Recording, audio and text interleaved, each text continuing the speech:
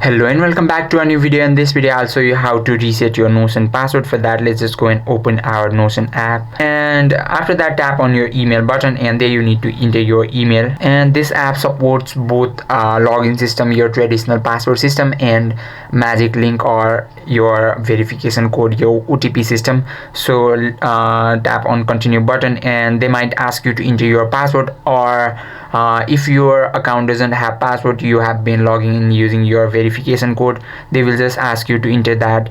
And just tap on forgot password. If they are asking for password, just tap on forgot password, and they will send you a verification code or a reset link or a magic link on your Gmail. Just go and check your Gmail app, and there you will see magic link from them like this.